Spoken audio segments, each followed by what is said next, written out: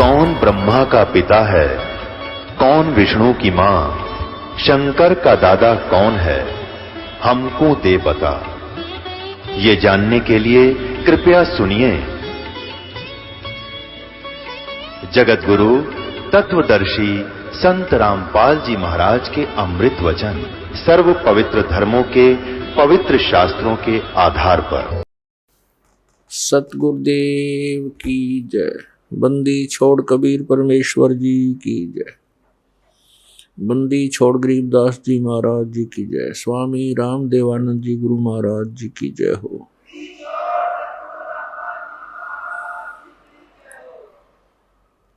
गरीब नमो नमो सतपुरुष को नमस्कार गुरु की नहीं। सुर नर मुनि जन साधुआं संतों सर्वस्ती नहीं।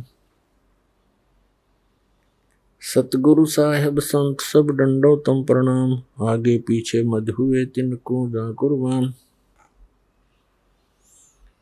नराकार निर्विषम काल जाल वैवंजनम। निर्लेपम निज निर्गुणम अकल अनुपवेशम दुनम।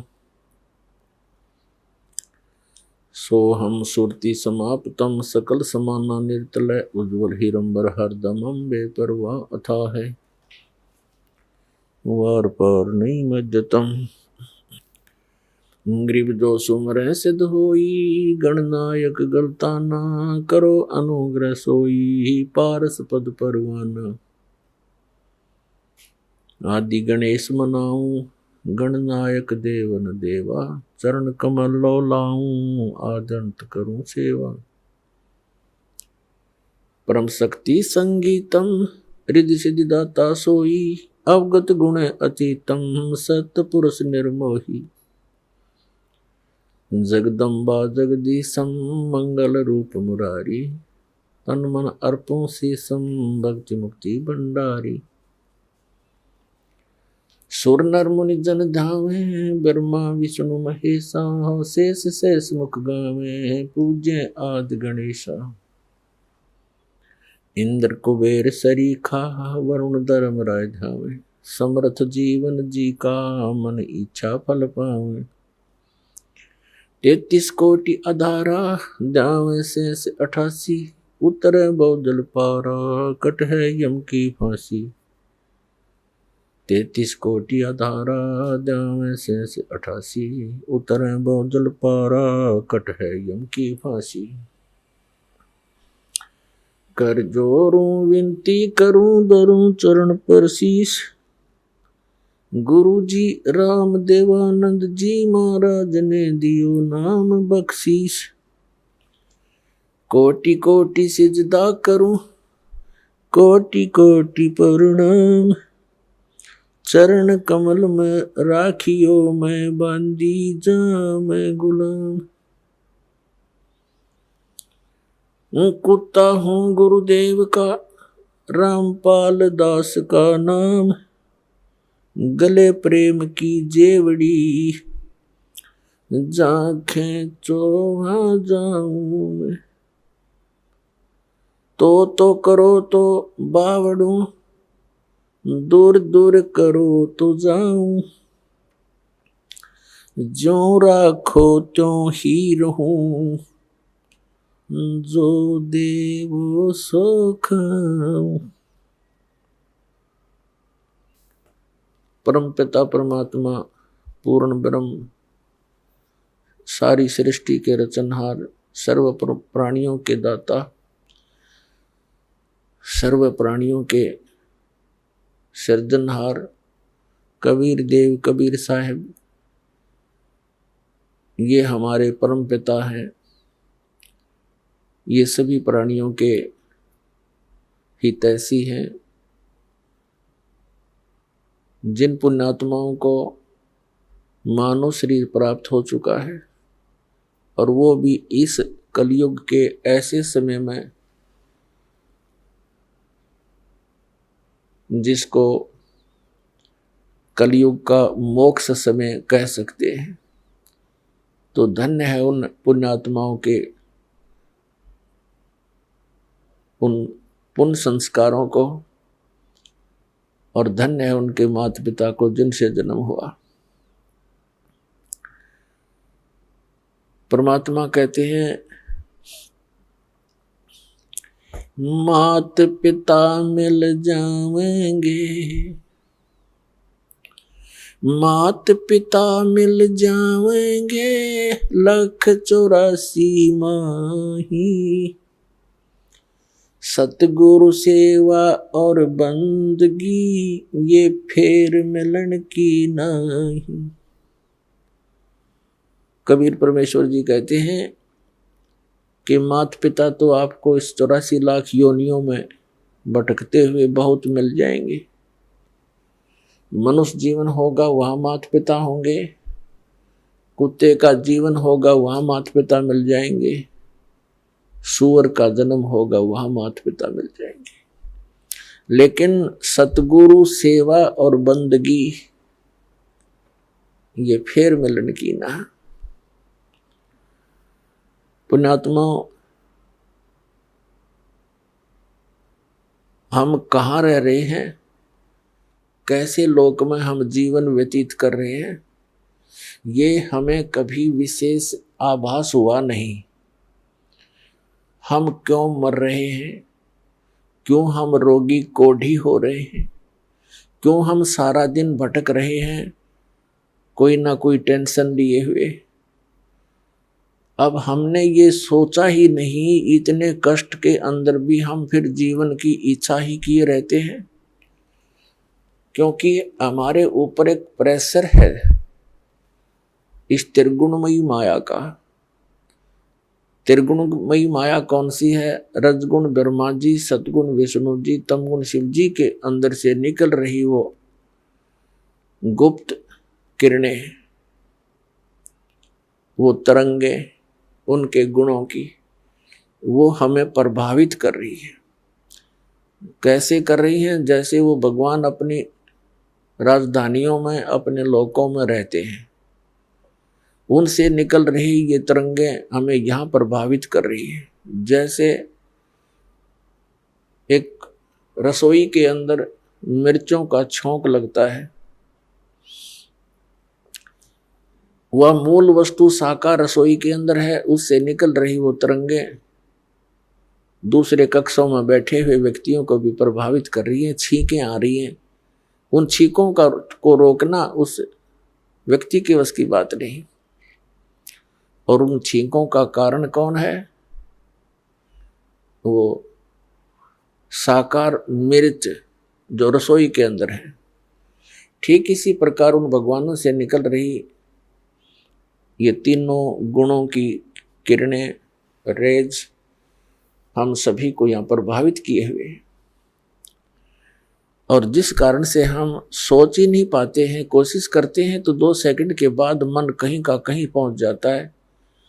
कभी कभी होता था ऐसे कि ये क्या जीवन हुआ, सुबह उठो, खाना बनाने में लग जाओ, खाना खाओ, फिर कमाने के लिए जाओ, आते पढ़ के सो जाओ, उठकर फिर भागो, फिर शाम को पढ़ जाओ, फिर भागो, मर ही जाओ, यही काम पूरा ना होता। लेकिन कभी कभी आती थी ये बातें, फिर 2 सेकंड के बाद ही कोई और ही बात याद आ जाती थी, उसको भूल जाते थे। और यदि हमें ये आभास हो भी जाता थोड़ा बहुत, तो फिर करते क्या? हम घर छोड़ जाते थे, जंगल में चले जाते थे। जंगल में जैसे भगवान हमने बांध कर बैठा रखा, जाते मिल जाएगा। ऐसी हमारी गलत भावनाएं थी। हम अज्ञान के कारण इस काल के इस जाल को समझ नहीं सके। उसको समझाने के लिए स्वयं परमात्मा आए। वो हमारे पिता हैं, हमारे जनक हैं, क्योंकि अपने का दुख अपनों को ही होता है। तो इसके लिए परमात्मा कहते हैं, कबीर ये माया अटपटी और सब गट आण अड़ी, किस किस ने समझाऊं या कुआ भांग पड़ी। या त्रिगुणमयी माया की, यहाँ के सुख सुविधाओं की, यहीं के चोचलों को देखकर मन यही भ्रमित रहता है। तो ये भांग पी रखी हमने नहीं। जब ये भांग उतर जाएगी, आप बाकी का जीवन गिन गिन कर काटोगे। भगवान कद पीछा छूटे इस गंदे लोक ते। अरिवज्ञानता के कारण हम यही सुविधाएं, यही जुटाने के लिए लगे रहते हैं। यही की सुख सुविधाएं प्राप्त करने के लिए हम संतों ऋषियों के पास मंदिरों मस्जिदों में जाते रहते हैं। और ये हमारे साथ ना चली और जीवन सारा इन्हीं की जोड़ जुगाड़ में व्यर्थ हो जाता है। तो वो ज्ञान परमात्मा ने आके दिया। तो यहाँ बताया है कि माता पिता मिल जाएंगे लख 84 में, और सतगुरु सेवा और बंदगी भाई फेर मिलन की ना। अपने आत्मा सतगुरु शब्द एक बहुत महत्वपूर्ण है। अब जैसे गुरु किसे कहते हैं? गुरु उसको कहते हैं जो मार्गदर्शन करता है, वो अपने अक्षेत्र का मास्टर होता है। जैसे कोई मैकेनिक है, उसको भी गुरु मानते हैं, उसके शागिर्द जिनको वो उस पर वो ट्रेनिंग देता है। ऐसे ही अक्षर ज्ञान देने वाले भी टीचर, वो भी गुरु कहलाते हैं, वो अपने विषय के मास्टर होते हैं। बहुत अच्छी बात है, उनको गुरु कहा जा सकता है। लेकिन अध्यात्म मार्ग के अंदर दास ने देखा है कि गुरु पद पाकर भी वो बिल्कुल नालायक आदमी है, उनको कख नहीं पता अपने सब्जेक्ट का। अब जो आध्यात्मिक टीचर हैं, गुरु हैं, तो उनको अपने सिलेबस का ज्ञान होना चाहिए। तो वो टीचर हैं, नकाए के टीचर हो तो बकवादी इंसान है। जिस अध्यापक को अपने सिलेबस का ज्ञान नहीं, अपने सब्जेक्ट से परिचित नहीं, उसके बाहर का ज्ञान विद्यार्थियों को सुना रहा है, तो विद्यार्थियों का शत्रु है वो व्यक्ति। वो गुरु नहीं है, भले ही उसको गुरु कहते हैं, टीचर कहते हैं, वो तो गलत ज्ञान टीच कर रहा है। तो यहां सतगुरु शब्द की इसलिए आवश्यकता पड़ी कि ये गुरु पद पर विराजमान व्यक्ति ये गुरु नहीं है, ये झूठे हैं, इसलिए सतगुरु की आवश्यकता पड़ी। सच्चा गुरु, सच्चा टीचर, रियल टीचर। तो इसका मतलब सच्चा गुरु है तो कोई झूठे गुरु भी है, तभी तो सच्चे शब्द की आवश्यकता पड़ी। तो उसकी पूर्ति करने के लिए स्वयं परमात्मा ही आते हैं। परमेश्वर की वाणी माता है, 3 लोक और भवन चतुर्दश कोई नहीं सत्संगी। सत्संगी का अर्थ होता है जो पूर्ण रूप से सत्य को आधार मानकर अपनी सर्व आध्यात्मिक क्रियाओं को करता है, वो सत्संगी कहलाता है। और वो सत्संग कहाँ से सुनने को मिलता है? सतगुरु से मिलता है। तो जो भोली आत्माएं नकली गुरुओं के पास साधना कर रही हैं, उनके शिष्य बन गए हैं, वो सोच तो ये रहे हैं कि हमें सतगुरु मिल गए, लेकिन ये उनकी भूल है, क्योंकि उनको ज्ञान नहीं। तो उसकी पूर्ति करने के लिए, उसका निराकरण करने के लिए, इस अज्ञान का नाश करने के लिए स्वयं परमात्मा आते हैं। और जिस लोक में हम रह रहे हैं, ये काल का लोक है। इस लोक का काल है राजा, और ये माया जाल पसारा हो। चल अंसा सतलोक हमारे, छोड़ो यो संसारा हो। तो पुण्यात्माओं, वो परमात्मा स्वयं यहाँ आते हैं, वही एक सतगुरु की भूमिका करते हैं, वही एक सच्चे भगत की भूमिका करते हैं, वही एक सच्चे संत की भूमिका करते हैं, और वही एक नेक नागरिक की तरह एक अपना उदाहरण करते हैं। एक नेक नागरिक यानी अच्छा व्यक्ति समाज में रहने के किस प्रकार वो रहे, किस प्रकार की उसकी गतिविधियां होनी चाहिए, ये सब लीलाएं माले की करके हमें एक उदाहरण पेश करते हैं। तो वो परमात्मा पूर्ण ब्रह्म, जिसको सतपुरुष भी कहते हैं, उसी को अमर पुरुष भी कहते हैं, उसी को अकाल मूर्त, शब्द स्वरूपी राम और सतपुरुष, उसी परमात्मा के ये उपमात्मक नाम है। उनका रियल नेम जो है, वास्तविक नाम कबीर देव है, कबीर साहब। वेदों में कबीर देव, कुरान शरीफ में कबीर अल्लाह, अल्लाहु अकबर, अल्लाह कबीर। भले ही इन्होंने अपने हिसाब से उनका अर्थों के उस कबीर शब्द के अर्थ कर दिए हों, लेकिन वो बोध उस पूर्ण परमात्मा का ही है, पूर्ण परमात्मा का, अमर पुरुष का। कबीर परमेश्वर जी ने 600 वर्ष पहले जब इस कलयुग में आए थे, सन 1398 से सन 1518 तक 120 वर्ष परमात्मा यहाँ रहे और एक जनसाधारण जैसी लीला की, जो कि वो प्रत्येक युग में ऐसी एक लीला करते ही करते हैं। तो उस समय वो एक शिशु रूप धारण करके सतलोक से आए थे अपने निज धाम से,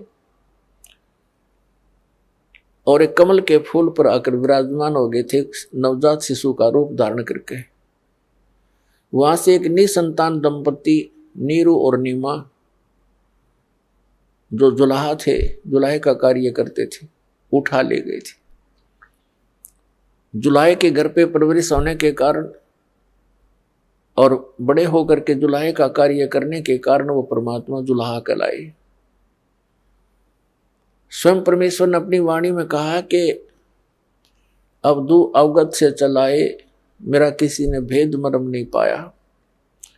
मात पिता मेरे ना ही ना मेरे गर्दासी, और जुल्हे का सुत आन कहा जगत करे मेरी ऐसी। उस परमात्मा ने 600 वर्ष पहले कहा था कि वेद मेरा भेद है, मैं ना वेदन के माही, और जौन वेद से मैं मिलूं, ये वेद जानते नहीं। परमात्मा ने कहा था अपनी प्यारी आत्मा धर्मदास जी को कि चारों वेद मेरा ही गुणगान करते हैं, पर इन वेदों में वर्णित विधि से मेरी प्राप्ति नहीं हो सकती, क्योंकि वेदों में केवल ब्रह्म तक के पाने की यानी भक्ति का विधान वर्णित है, और परम अक्षर ब्रह्म यानी सतपुरुष की भक्ति का मंत्र उसमें ऑप्शन छोड़ दिया है कि उसको तत्वदर्शी संत बतावेंगे, उनसे सुनो। जैसे श्रीमद् भगवद गीता अध्याय नंबर 4 के श्लोक नंबर 34 में और 32 में, इन दोनों मंत्रों से स्पष्ट हो जाता है कि सच्चिदानंद घन ब्रह्म ने, उस परम अक्षर ब्रह्म ने सतलोक से चलकर यहाँ आकर, क्योंकि परमात्मा नर आकार है, मनुष्य सदृश्य है, जैसे कहते हैं ना नर नारायण देह है, तो नर यानी मनुष्य की उस परमात्मा जैसा ही शरीर है, उस परमात्मा का हमारे जैसा ही शरीर है। और जिन महापुरुषों ने परमात्मा को देखा उन्होंने बताया हमरे ही हुनियार है, हमारा सृजनहार, हमारा जो रचने वाला है, हमारा भगवान हमारे जैसा है, हमारी उनिहार, हमारी जैसी सूरत है, लेकिन उसकी सामर्थ्य और उनके शरीर का जो तेज है वो हमसे कई गुना है वहां सतलोक में। और गीता जी में लिखा है 4th अध्याय के 32वें श्लोक में कि धार्मिक अनुष्ठानों की यथार्थ जानकारी विस्तार के साथ सच्चिदानंद घन ब्रह्म की वाणी में वर्णित है। ब्रह्मणे मुखे मूल पाठ में, गीता अध्याय नंबर 4 के श्लोक 32 में के मूल पाठ में एक शब्द है ब्रह्मणे मुखे। ब्रह्मणे माने सच्चिदानंद घन ब्रह्म, क्योंकि यहाँ इन अनुवादकर्ताओं ने अपनी अज्ञानता के कारण अनर्थ कर दिया। ब्रह्मणे मुखे का अर्थ लिख दिया वेद की वाणी। वेद की वाणी तो गीता में बोली ही जा रही है, गीता ज्ञानदाता, गीता वेदों का ही तो निष्कर्ष है। यहाँ गलत कर दिया इन्होंने। इस ब्रह्मणे का अर्थ, ब्रह्मणे शब्द का अर्थ गीता अध्याय नंबर 17 के श्लोक 23 में सही कर दिया। वहां लिखा है कि सच्चिदानंद घन ब्रह्म, ब्रह्मणे माने, तो यहाँ भी सच्चिदानंद घन ब्रह्म यानी अमर पुरुष परम अक्षर ब्रह्म ने अपने मुख कमल से जो वाणी बोली है उसके अंदर विस्तार के साथ कहा गया है परमात्मा के पाने की यथार्थ विधि, ए से लेकर जेड तक, यानी कंप्लीट कोर्स। उसके बारे में फिर कहा कि 4th अध्याय के 34वें श्लोक में कि उस ज्ञान को तू तत्वदर्शी संतों के पास जाकर समझ। इससे सिद्ध है कि गीता ज्ञानदाता उस रियल वे ऑफ वर्शिप से, उस मेथड से, वो परिचित नहीं है। उसने अपने सतर का ज्ञान दिया है। गीता अध्याय नंबर 4 के श्लोक नंबर 13 में कहा कि अर्जुन ओम इति एकाक्षरम ब्रह्म विभारण मामनुसमरण यह प्रयाति तजन देहम सयाति परमाम गतिम। क्योंकि ये ब्रह्म, ये सरपुरुष, ये काल श्री कृष्ण जी में प्रवेश करके गीता जी का ज्ञान बोल रहा है। तो वो कहता है मुझ ब्रह्म का केवल एक ओम अक्षर है, नथिंग एल्स। और भी जो तुम अटपट करते हो, ओम नमः शिवाय, ओम भागवते वासुदेव, फलाना फलाना, ये सब बकवादे हैं, ये मंत्र नहीं है। गीता एक ऑथेंटिक सदग्रंथ है, होली बुक है, कोई बालकों के डूम बाट के गीत नहीं है इसके अंदर। तो हमने इन सदग्रंथों को आधार मानकर अपनी भक्ति को सुचारू करना है, अन्य छोड़ देना है जो गलत साधना हम करें। गीता अध्याय नंबर 16 के श्लोक नंबर 23 और 24 में यही दृढ़ किया गया है कि जो शास्त्र विधि को त्याग कर मनमाना आचरण करते हैं उनको न तो सुख होता है, न उनको कोई सिद्धि प्राप्त होती है, न उनकी कोई गति होगी, तो यूजलेस। इससे तेरे लिए अर्जुन कर्तव्य की अवस्था में ये सदग्रंथ ही प्रमाण है। इन्हीं के आधार से जो करनी चाहिए साधना और ना करने योग्य है उनको त्याग देना चाहिए, करनी चाहिए उनको ग्रहण करना चाहिए। इससे अपने भक्ति मार्ग को सुचारू करना, किसी की दंत कथा पर विश्वास मत करना।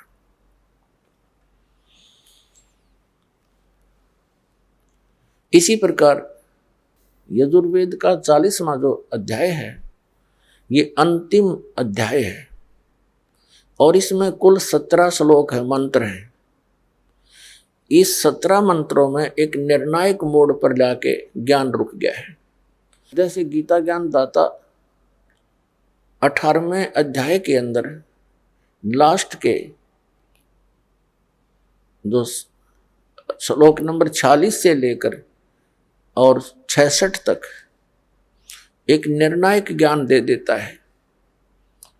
उसमें कहा कि यदि तूने मेरी शरण ग्रहण करनी है तो युद्ध तो करना ही पड़ेगा, यहां शांति होगी नहीं, जन्म मृत्यु तेरी भी रहेगी मेरी भी रहेगी। 18वें अध्याय के 46वें श्लोक में 61 और 62 में स्पष्ट कर दिया है कि जिस परमात्मा ने सब प्राणियों की उत्पत्ति की और वही परमात्मा अब सबको कर्म आधार से एक यंत्र की तरह घुमा रहा है, तो तू सर्वभाव से उस परमेश्वर की शरण में जा, उसकी कृपा से तू परम शांति को और सनातन परम धाम को प्राप्त होगा। 18वें अध्याय के 63वें श्लोक में कहता है गीता ज्ञानदाता कि अर्जुन जो मैंने गुप्त से गुप्त ज्ञान करना था तेरे तो कह दिया, इस गीता का ज्ञान। अब जैसे तेरा मन मानना ऐसे कर ले, मेरी शरण में रहना तो युद्ध करना पड़ेगा। 8वें अध्याय के 5 और 7वें श्लोकों में कहता है तो मुझ में मन वाला हो, मेरे में भाव बना, मेरा सिमरण कर, युद्ध भी कर, मुझे ही प्राप्त होगा। फिर तुरंत 8वें अध्याय के 8, 9, 10 में 3 श्लोकों में कहा कि उस परमेश्वर की शरण में जाना है। उसकी भक्ति करेगा तो उसकी शरण में जाएगा, मेरी भक्ति करेगा तो मेरे पास रहेगा, उसकी भक्ति करेगा तो उसके पास पहुंच जाएगा। 18वें अध्याय के 63वें श्लोक में गीता ज्ञानदाता कहता है कि अब तू सोच ले तूने कौन सा फैसला करना है। मेरी शरण में रहना है तो 18वें अध्याय के 65वें श्लोक में कहा कि मुझ में मन वाला वो मुझे नमस्कार कर और मेरा ही स्मरण कर, मुझे ही प्राप्त होगा, डोंट वरी। फिर 18वें अध्याय के 64वें श्लोक में गीता ज्ञानदाता कहता तुझे एक गुप्त से और गुप्त भेद बता देता हूं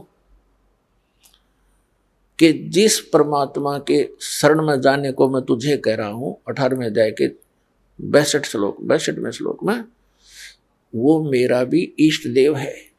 ये गुप्त भेद है, मैंने तो ये मेरा गुप्त से गुप्त तुझे बता दिया है। एक तो गुप्त तो बता चुका है 18वें अध्याय के 63वें श्लोक में कि ये अति गोपनीय से भी गोपनीय ज्ञान तेरे को गीता वाला मैंने सुना दिया है। तो फैसला कर ले, डिसीजन कर ले, तूने मेरी शरण में रहना, युद्ध करना पड़ेगा और जन्म मृत्यु तेरी भी बनी रहेगी मेरी भी रहेगी, ये तो समाप्त हो ही नहीं सकती। और उसकी शरण में जाना है तो उसकी शरण में जा, उसको उसके लिए संतों को खोज ले, मुझे नहीं मालूम। फिर 18वें अध्याय के 64वें श्लोक में तुरंत कहता है कि एक गुप्त और बताऊं, सुने, दोबारा सुन, मेरा पूज्य देव इष्ट देव वही है।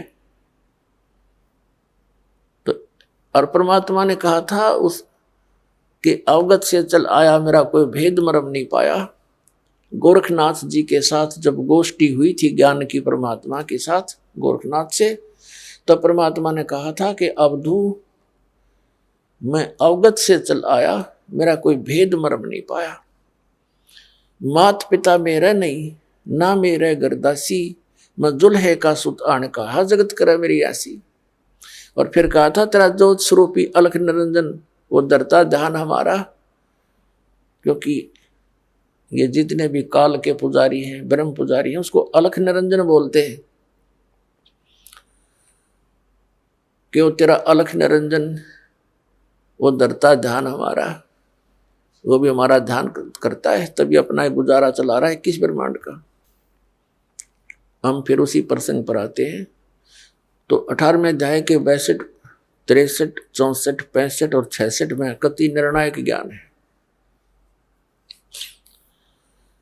अब 65 में कहा कि तू मुझ में मन वाला हो, मेरा भक्त बन, मुझे नमस्कार कर, तो मुझे ही प्राप्त होगा, चिंता मत कर। फिर 18वें अध्याय के 66वें श्लोक में कहा कि यदि तूने उसकी शरण में जाना है, परम अक्षर ब्रह्म की शरण में,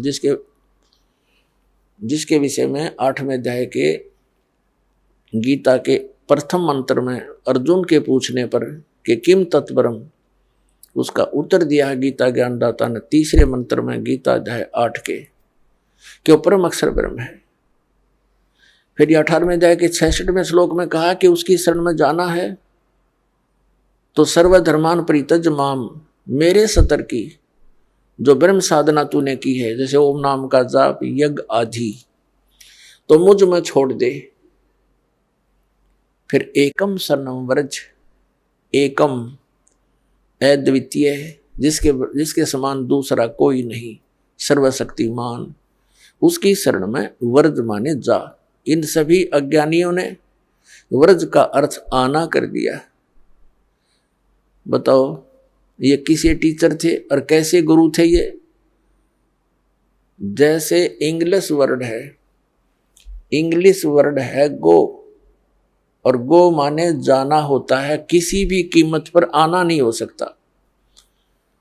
और जिन्हों गो का अर्थ कम कर दिया, आना कर किया हुआ है, तो कितना बुद्धिमान होगा, कैसा समझा उसने उस प्रकरण को, उसने तो बट्ठा बैठा दिया।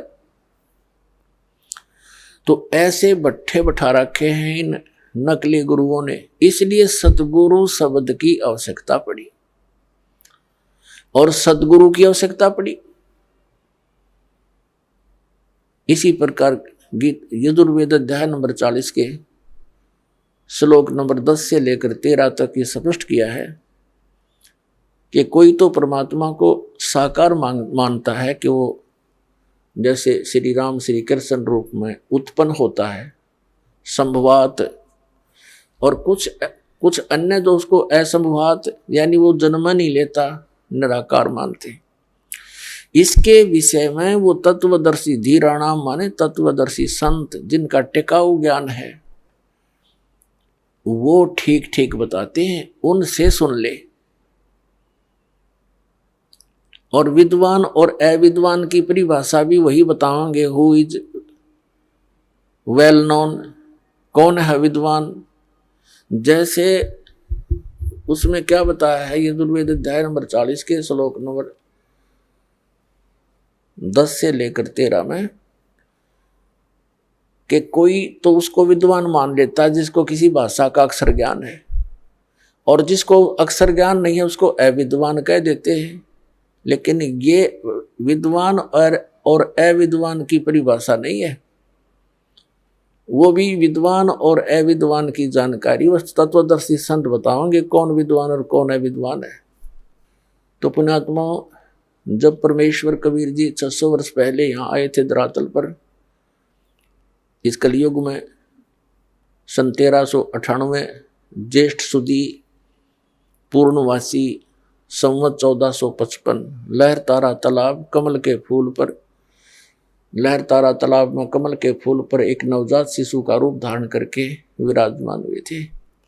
और वो परमात्मा जल के ऊपर विराजमान होते हैं, जिस कारण से वो नारायण कहलाते हैं। रियल नारायण यही है, वो परमात्मा वास्तविक नारायण।